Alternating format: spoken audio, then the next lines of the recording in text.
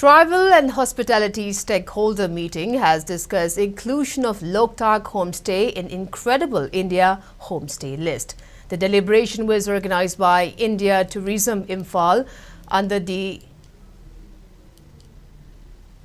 aegis of Ministry of Tourism on May 2nd and May 5th at Classic Grand and Sandra Park and Resort Loktak respectively. Deputy Director General and Regional Director Northeastern Ministry of Tourism Anil Aro and Director of Tourism Vaikom Ibohal attended the meeting.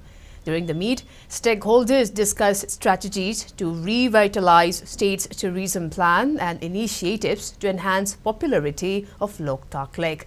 Speaking at the event, Anil Aro emphasized Ministry's commitment to provide vital assistance for conducting social media campaign to captivate hearts of people. He also announced that Ministry of Tourism will organize tourism and environment awareness program at Loktak Lake on June 5th as a part of World Environment Day.